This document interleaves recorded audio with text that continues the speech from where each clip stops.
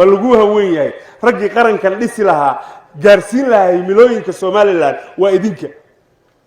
وجنريشن كينا abuukar xawaale qaadiid oo ah gudoomiyaha ololaha qaadiid oo ku guda jira barnaamijyada ugu talagalay in bulshada Soomaaliyeed uga digo khatarta qaadka iyo sidoo kale saameynta taban ee bulshada ku yeelanayo ayaa saaka subaxnimadkii hore ku abarisay halkan waa barxadda weyn hore ee ardayda dugsiga sare wiilasha Nuuraddiin ee magaalada Hargeysa adeero ogaada u fiirsada saaka markaad iskuulka u soo kala hayseen oo aad buugaagtiina iyo qalabadiina soo qaadayseen oo aad diyaar garoobayseen ragba yaambo iyo caagada biyaha u qaatay oo u kalahay inay talaalaan geedkan la yiraahdo qaad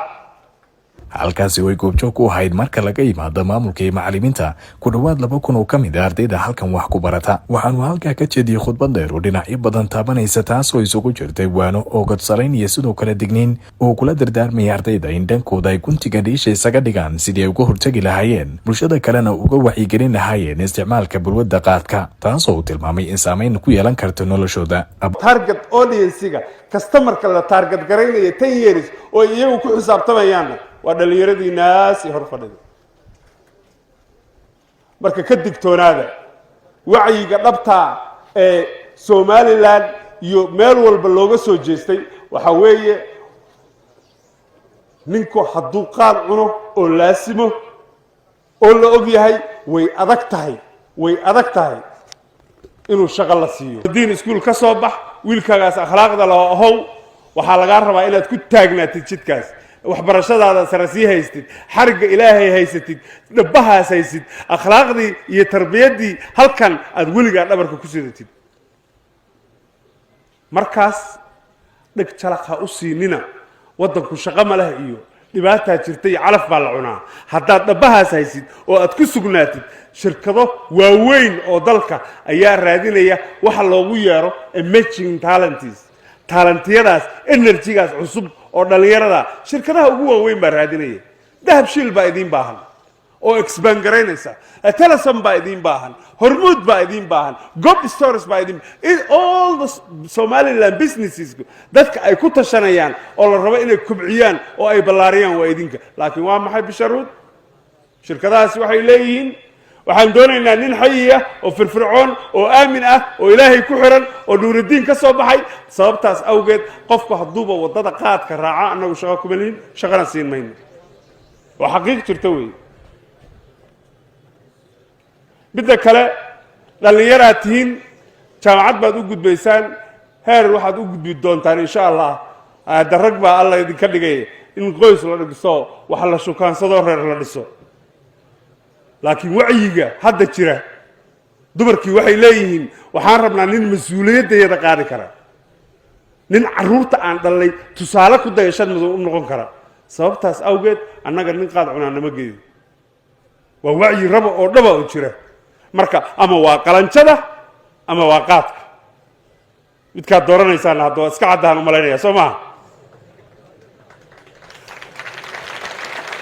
abuukar xawaale qaadiid waxa uu ardayda u soo qaatay tusaalooyin uu tilmaamay in dhankiisa ay saameyn isaga ku yeesheen oo sabab u noqday inuu bilaabo barnaamijkan uu kaga wacyigelinayo ardayda in la isticmaalo bulwadda qaadka ku jiray waxaan ku dhumiyay hankaygii waxaan ku dhumiyay firfircoonidaydii waxaan ku dhumiyay muuqaalkaygii iyo wax walba waxaan ku noqday qaraabo goys waxaan ku noqday niman ilaahay ku xirreyn waxaan ku noqday marka la isku soo duubo nin qaad ku haysto kalmadda qaad haddaad qaamuuska afka Soomaaliga ka fiirisaan waa waxaad adigu saa u qaaday ama tuur ama jeebka ku sido waa wax aad controlkeeda haysid qaadku sidaas buu aniga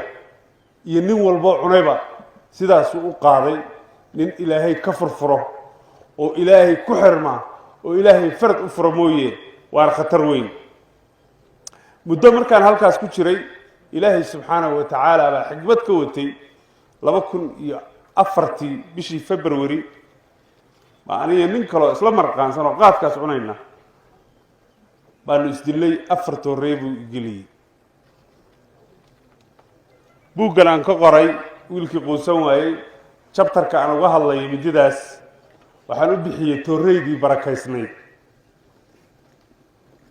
sababta waxaan aaminsanahay meel damiirkayga ka mid ah bay tooreydaasi juq tiri way itoosisay waan xasuustaa habeenkaas isbitaalka waan ooyey waan iscanaantay waxaana iri ilaahow mar dambe u noqon maaye markan iga kici alxamdu lilaahi rabbi alcaalamiin aad baan ugu faraxsanahay allaana mahad leh inaan idin soo hor istaaga saaka reer nuuradiinow oo aan dhaho february 2004 baa igu dambeysay qaad aan afkayga geliyo alxamdu lilah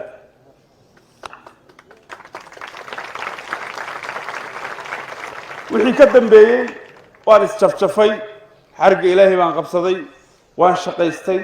sharaf baan yeeshay hankaygii baa soo noqday waa firfircoonaaday wiilkii waxaan noqday hooyadiis iyo aabihiis markay qaadeen sida ay dhammaanteen kor inta loo qaaday la yidhi ilaahow ka dhig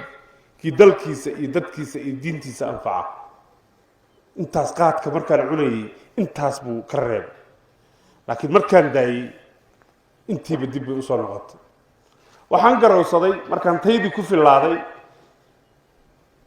inanka yarkaa ee iga dambeeya talow ma gabaydaana waa ay qabatay maxaad waa god hortiisa ka qodan oon anigu ku dhacay oo isaguna khatar ku yahay inuu ku dhacee talow maxaad yeeshaa ololaha qaadiid iyo naynaastan qaadiid halkaasay ka timid waxaana idin leeyahay qaadku waa aafo qaadku ninka raggaa anigana ku daro xilligan ku jiray wuxuu ka dhigaa wahsi wuxuu ka dhigaa cajis wuxuu ka dhigaa mashaqayste wuxuu ka dhigaa qaraabo goys wuxuu ka dhigaa nimaan ilaahay ku xirnayn waa ninka qaadka laasimo u go'a waa xaqiiq jirta iyo cilmiyo badan ayaa saaka hortayda fadhiya